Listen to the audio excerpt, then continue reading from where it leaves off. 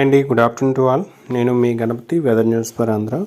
So ఏదైతే weather news daily మనం ఇస్తున్నాము, సో అదేవిధంగా మనమైతే ఈరోజు వెదర్ రిపోర్ట్ చూసుకున్నా, అదేవిధంగా రాబోయే రోజులటువంటి వెదర్ రిపోర్ట్ చూసుకున్నప్పుడు కూడా మనకి ఎటువంటి వర్ష సూచన లేదని చెప్పేసి క్లియర్ కట్గా చెప్పడం జరిగిందండి. సో అదే మాదిరిగా నిన్న కూడా మనకి అక్కడక్కడ ఫేక్ న్యూస్ వస్తూ ఉంటాయి. సో అదైతే మీరు పట్టించుకోవద్దు. సో మ్యాక్సిమం ఎక్కువ మొత్తంలో మనకైతే ఎండలు కాచే అవకాశం అయితే ప్రజెంట్ ఉందండి. అదే మనం చెప్పుకున్నాం కదా, పోస్టర్స్ కూడా మనం పోస్ట్ చేస్తున్నాం యూట్యూబ్లో. సో మ్యాక్సిమం ఈ నెల 20-22 వరకు మనకు ఉత్తరాంధ్రలోను, అదేవిధంగా 18, 19, 20 వరకు మనకి దక్షిణ కోస్తాలోను ఎటువంటి వర్ష సూచన అయితే లేదని చెప్పేసి చూడొచ్చు. సో ఇక రాబోయే రోజుల్లో ఏ విధంగా ఉండబోతుంది అన్న విషయాన్ని ఒకసారి చూసుకుంటే వాతావరణం అనేది, సో అంటే ఉత్తరాంధ్ర అదేవిధంగా దక్షిణ కోస్తా రాయలసీమ జిల్లాల్లో మనకి ఈ నెల 17-18 తారీఖు వరకు ఎటువంటి వర్ష సూచన అయితే లేదని చెప్పేసి చూడొచ్చు. ఇక ఉత్తరాంధ్రలో అయితే మనకి 22-23 తారీఖు వరకు ఎటువంటి వర్ష సూచన లేదండి. అదేవిధంగా దక్షిణ కోస్తాలో కూడా మనకి అక్కడక్కడ 20-21 తేదీల్లో తేలికపాటి నుంచి మోస్తరు వర్షం అనేది నెల్లూరు, అదేవిధంగా సోలూరుపేట, తిరుపతిలో పడే అవకాశం అయితే ఉంటుంది. రాయలసీమ జిల్లాల్లో కడప, పులివెందుల, పొద్దుటూరు ఇవన్నీ కూడా మనకి లైట్ రైన్స్ అనేవి 18, 19, 20 తేదీల్లో పడే అవకాశం అయితే ఉంటుంది. అంతకుమించి ఎక్కడా కూడా ఎటువంటి భారీ నుంచి అతి భారీ వర్షాలు కానీ పెద్ద పెద్ద తుఫాన్లు కానీ ప్రజెంట్ ఉన్నటువంటి డేటా ప్రకారం మనకైతే రావట్లేదు.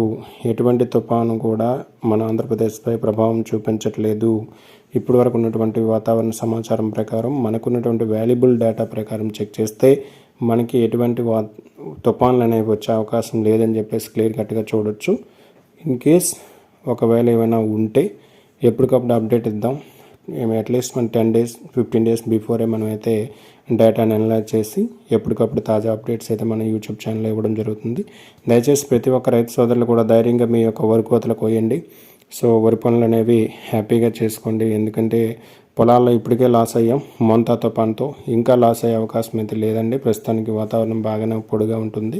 సో ప్రతి ఒక్కరు కూడా రైతన్నలకు కూడా ఈ విషయాన్ని తెలియచేయండి. వరి కోతలు అనేవి కోసుకొని వాటిని సంరక్షించుకునే విషయంలో చూసుకోవాలని చెప్పేసి చూడొచ్చు.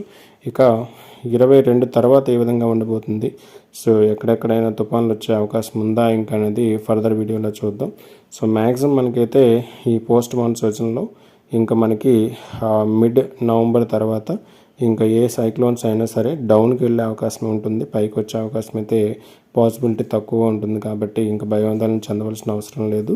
సో ఏదైనప్పటికీ కూడా ఎటువంటి సైక్లోన్స్ కానీ ఏవైనా తుఫాన్లు కానీ ఏవైనా వచ్చినప్పటికీ కూడా మనమైతే అలర్ట్గానే ఉందాం. సో మన ఛానల్ని ఫాలో అయిన ప్రతి ఒక్క రైతు సోదరులకు కానీ ఇంకే బిజినెస్ చేసుకున్న ఎవరికైనా సరే 100% యాక్యురేట్ డేటాతో మనమైతే ఫోర్కాస్టింగ్ అవ్వడం జరుగుతుంది. సో ఇది ఇప్పటివరకు ఉన్నటువంటి వెదర్ అప్డేట్స్. రేపు వెదర్ అప్డేట్లో మళ్ళీ కలుద్దాం. Thank you to all. మీ గణపతి, సదా మీ సేవలో వెదర్ న్యూస్ ఫర్ ఆంధ్ర.